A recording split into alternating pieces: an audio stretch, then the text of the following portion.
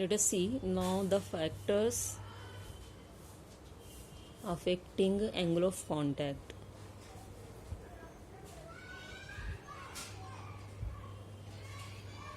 कौन कौन से फैक्टर्स एंगल ऑफ कांटेक्ट को अफेक्ट करते हैं. The first factor is nature of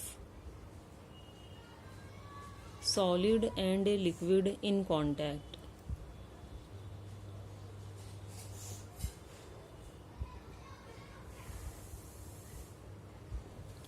solid और लिक्विड जो एक दूसरे के कांटेक्ट में, इन दोनों का नेचर एंगल ऑफ कांटेक्ट को अफेक्ट करता है. एज वी हैव सीन, अगर केरोसिन को ग्लास में लिया जाए तो एंगल ऑफ कांटेक्ट एक्यूट बनता है, it is less than 90. For mercury in glass container angle of contact obtuse होता है. इन case of pure water and clean glass angle of contact 0 होता है. And in case of pure water in silver container angle of contact 90 होता है. So the nature of solid and liquid in contact, it affects the surface tension of water. अगर nature change होगा, material change होगा solid और liquid का विच are in contact, तो angle of contact भी change होगा. सेकंड फैक्टर है impurity. As we know, for pure water in a silver container, angle of contact कितना होता है? 90 डिग्री होता है. सरफेस कैसी बनती है? Horizontal. Angle of contact is 90 degree. Surface is plane, it is horizontal. लेकिन अगर इसमें इम्प्यूरिटी ऐड की जाए then the surface will start becoming curve. ये कर्व होना शुरू होगी. जैसे ही कर्व होना शुरू होगी एंगल ऑफ कांटेक्ट भी चेंज होगा. तो इम्प्यूरिटी के एडिशन पर एंगल ऑफ कांटेक्ट चेंज होता है. तीसरा फैक्टर है टेम्परेचर. अगर टेम्परेचर चेंज किया जाए तो लिक्विड का सरफेस टेंशन चेंज होगा. Due to change in cohesive force change होगा तो सरफेस टेंशन भी चेंज होगा और इसकी वजह से एंगल ऑफ कांटेक्ट भी चेंज होगा. फोर्थ फैक्टर है medium above the liquid surface. Container में जो लिक्विड लिया गया है, इस लिक्विड के ऊपर मीडियम कौन सा है, ये भी सरफेस टेंशन को अफेक्ट करता है. अगर कोई हेवी गैस होगी तो ये ज़्यादा प्रेस करेगी, ज़्यादा कर्ड हो जाएगी सरफेस ज़्यादा कर्ड होगी तो एंगल ऑफ कांटेक्ट और कम हो जाएगा. अगर इसके ऊपर जो गैस है वो लाइट होगी तो कम प्रेस करेगी, यानी कर्व कम बनेगा, एंगल ऑफ कांटेक्ट इस केस में ज़्यादा होगा. तो लिक्विड की फ्री सरफेस के ऊपर का मीडियम ही सरफेस टेंशन को अफेक्ट करता है. Now let us see the excess pressure across the free surface of liquid. Excess pressure across the free surface of liquid.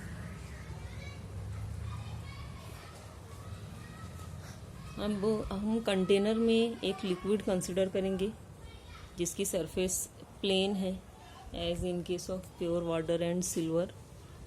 Surface अगर प्लेन है तो for this molecule on the surface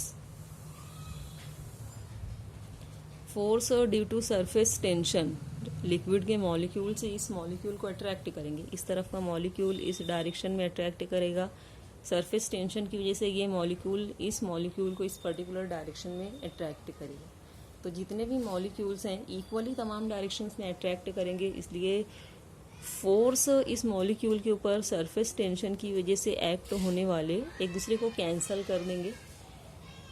इस molecule के ऊपर atmosphere की वजह से atmospheric pressure है और सपोज एटमॉस्फेरिक प्रेशर की वजह से इसके ऊपर फोर्स एक्ट हो रहा है, इसको हम एटमॉस्फेरिक फोर्स कहेंगे. डायरेक्शन क्या होगी? डाउनवर्ड. लिक्विड की वजह से इस मॉलिक्यूल के ऊपर अपवर्ड फोर्स एक्ट होगा, इस फोर्स को हम एफएल कहेंगे, फोर्स ड्यू टू लिक्विड। तो सरफेस अगर प्लेन है तो ये दोनों फोर्सेस एक दूसरे को बैलेंस करेंगे। दोनों फोर्सेस, एटमॉस्फेरिक फोर्स और लिक्विड की वजह से फोर्स चूंकि इक्वल है और अपोजिट डायरेक्शन में है, इसलिए सरफेस प्लेन है। यानी जो प्रेशर है ऊपर, इसको हम आउटसाइड कहेंगे, this inside. Pressure outside it will be equal to pressure inside of the liquid. तो अगर आउटसाइड और इनसाइड प्रेशर इक्वल होगा तो लिक्विड की फ्री सरफेस प्लेन होगी, यानी एक्सेस प्रेशर जीरो होगा, प्रेशर का डिफरेंस जीरो होगा। Now in case of a liquid which has convex meniscus, for this molecule, top का जो मॉलिक्यूल है इसके ऊपर लिक्विड के मॉलिक्यूल्स कोहेसिव फोर्स एग्जर्ट करेंगे। ये मॉलिक्यूल इसको अट्रैक्ट करेगा, फोर्स एक्ट होगा ड्यू टू सरफेस टेंशन। इस तरफ के मॉलिक्यूल्स इस मॉलिक्यूल को अट्रैक्ट करेंगे, सरफेस टेंशन। इस मॉलिक्यूल के ऊपर लिक्विड की वजह से भी फोर्स एक्ट होगा, इसको हम कहेंगे FL, force due to the liquid. अब टोटल फोर्सेस, क्योंकि मेनिस्कस इक्विलिब्रियम में, इसलिए total upward force total downward force के बराबर होगा। टोटल डाउनवर्ड फोर्स कितना होगा? Atmospheric force FA downward direction में, सरफेस टेंशन की वजह से नेट फोर्स ये भी डाउनवर्ड डायरेक्शन में। So this is the total downward force. ये टोटल डाउनवर्ड फोर्स किसको बैलेंस करेगा? Force due to liquid. Now this the inside of the liquid, this the outside of the liquid. the pressure inside ज़्यादा होगा, reason force due to liquid on this molecule, ये इन दोनों forces के resultant से ज़्यादा होगा, इसलिए pressure inside it will be greater than pressure outside. So in case of the convex meniscus, inside pressure हमेशा आउटसाइड प्रेशर से ज़्यादा होगा। Now in case of a liquid which has concave meniscus, for this molecule, liquid के दूसरे molecules इसको attract करेंगे by cohesive force. This will be the force due to surface tension. इस तरफ के मॉलिक्यूल्स भी इसको अट्रैक्ट करेंगे। इन दोनों फोर्सेस का रिजल्टेंट अपवर्ड डायरेक्शन में होगा। This will be the net force due to surface tension. इस मॉलिक्यूल के ऊपर एटमॉस्फेयर की वजह से जो फोर्स एक्ट हो रहा है that is the atmospheric force FA, और बाकी के लिक्विड की वजह से इस मॉलिक्यूल के ऊपर एफएल फोर्स एक्ट हो रहा है। Now since the meniscus is in equilibrium, again the total upward force will balance the total downward force. upward forces कौन कौन से हैं? force due to liquid and the net force due to surface tension. force due to liquid and net force due to surface tension. This is the total upward force और total downward force atmospheric force के बराबर है। Now here the atmospheric force it will B, here the atmospheric force is greater than the vector sum of these two forces, that is the force due to liquid and the net force due to surface tension. It means that in this case outside pressure is greater than inside pressure. Outside pressure is greater than inside pressure. तो net conclusion क्या निकलता है? अगर surface plane है तो outside pressure और inside pressure equal होंगे। अगर सरफेस कॉन्वेक्स है तो इनसाइड प्रेशर, इस साइड में प्रेशर ज़्यादा होगा देन आउटसाइड प्रेशर, और अगर सरफेस कॉन्केव है तो आउटसाइड प्रेशर ज़्यादा होगा than inside pressure. In case of a liquid drop, liquid का जो ड्रॉप होता है इसका शेप कैसा है? अंदर की तरफ से देखा जाए तो ये बेंड है, कर्ड है, तो इनसाइड प्रेशर आउटसाइड प्रेशर से ज़्यादा होगा। इनसाइड प्रेशर कितना ज़्यादा होगा, that is we have to find the excess pressure inside the liquid drop. Liquid drop में इनसाइड प्रेशर ज़्यादा है देन आउटसाइड प्रेशर। कितना प्रेशर ज़्यादा है, एक्सेस प्रेशर मालूम करने के लिए हम एक लिक्विड ड्रॉप कंसिडर करेंगे। एक फ्री सरफेस है, अंदर पूरा लिक्विड भरा हुआ है। सपोज इस ड्रॉप का रेडियस आर के बराबर है। Inside pressure is P I and outside pressure is P O. Area कितना हो जाएगा, initial area with this initial radius R. Sphere के एरिया का फॉर्मूला, ड्रॉप चूँकि स्फेरिकल होता है इसलिए स्फीयर के एरिया का फॉर्मूला यूज़ करेंगे। So initial area it will be 4 pi R square. क्योंकि इनसाइड प्रेशर ज़्यादा है इसलिए इस एक्सेस प्रेशर की वजह से जो लिक्विड की सरफेस है वो एक्सपांड होगी, लिक्विड ड्रॉप एक्सपांड होगा। तो यहाँ पर हम जूम करके देखेंगे, मैग्नीफाई करके देखेंगे, बहुत स्मॉल अमाउंट से लिक्विड की सरफेस एक्सपांड होगी, शिफ्ट होगी।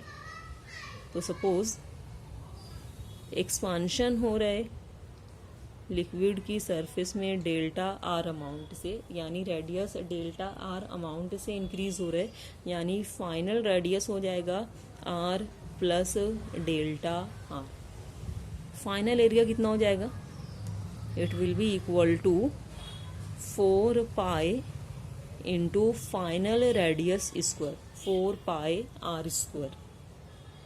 Final area it will be 4 pi R square. Final radius कितना हो जाएगा, R plus delta R square. Expand करेंगे by A plus B bracket square. Final area will be 4 pi into R square plus 2 R delta R plus delta R square. अब चूंकि delta R के comparison में बहुत small है इसलिए delta R का square और भी छोटा हो जाएगा। हमें मालूम है स्मॉलर फिगर्स का जो स्क्वायर होता है वो फिगर से और भी छोटा हो जाता है, इसलिए अब डेल्टा आर स्क्वायर को हम नेग्लेक्ट करेंगे in comparison with are.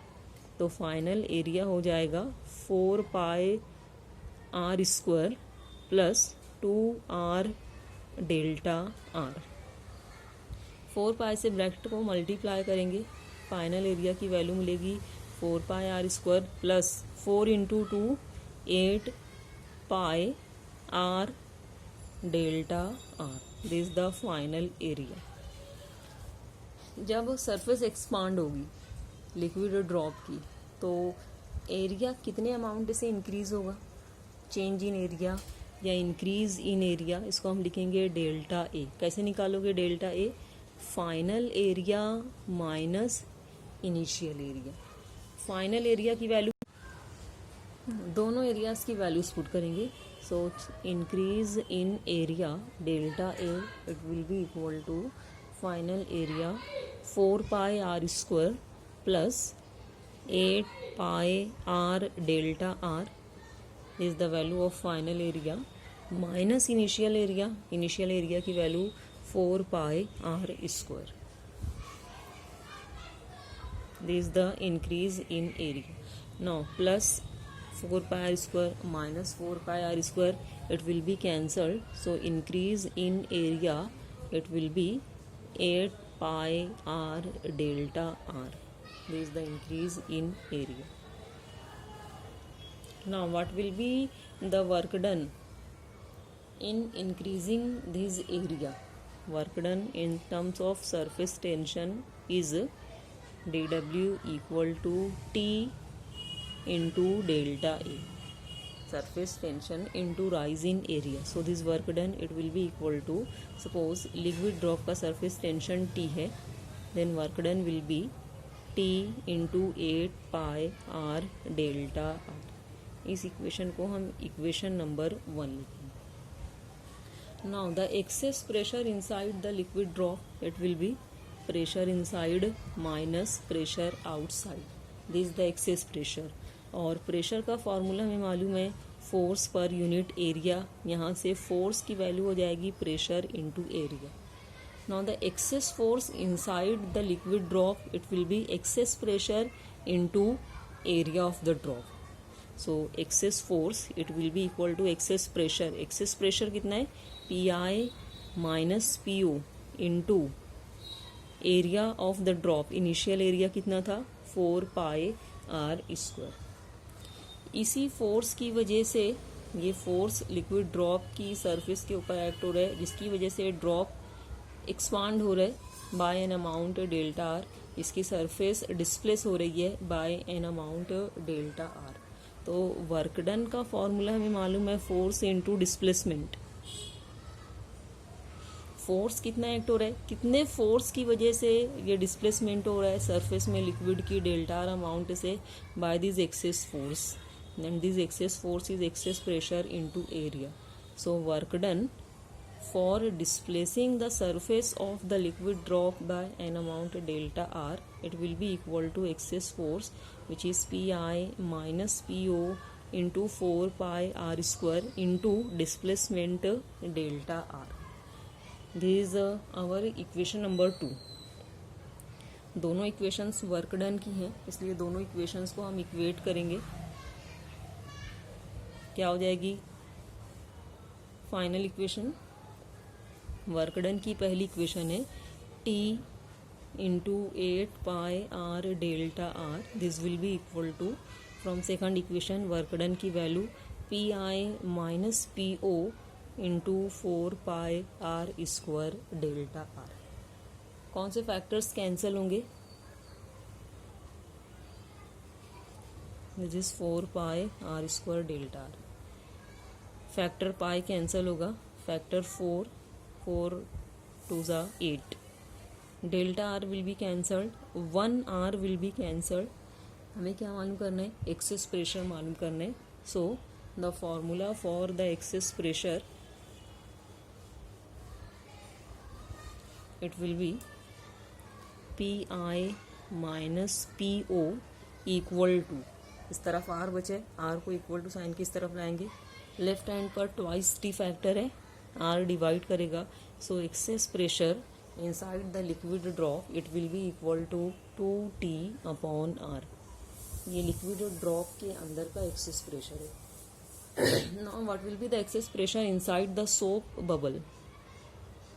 Soap bubble में कितना एक्सेस प्रेशर होगा, क्योंकि सोप बबल के केस में 2 फ्री सरफेसेस होंगी। लिक्विड में अंदर पूरा लिक्विड भरा हुआ था, एक ही फ्री सरफेस थी which was in contact with the air. Bubble में अंदर भी एयर है, बाहर भी एयर है, so there are 2 surfaces which are in contact with air. इसलिए सोप बबल जब एक्सपांड होगा तो सरफेस एरिया में इंक्रीमेंट जो होगा वो डबल होगा। 2 फ्री सरफेसेस हैं, इसलिए इंक्रीज इन सरफेस एरिया कितना हो जाएगा, लिक्विड ड्रॉप के लिए जो राइज इन एरिया था उसको फैक्टर 2 से मल्टीप्लाई करेंगे, क्योंकि सोप बबल 2 फ्री सरफेसेस रखता है, इसलिए इंक्रीज इन एरिया की वैल्यू हो जाएगी 8 2 ज़ा 16 pi R into delta R. और वर्क डन बाय डिस्प्लेसमेंट, इसकी इक्वेशन हमें क्या मिली थी, work done by displacement it was P I minus P O into 4 pi R square delta are.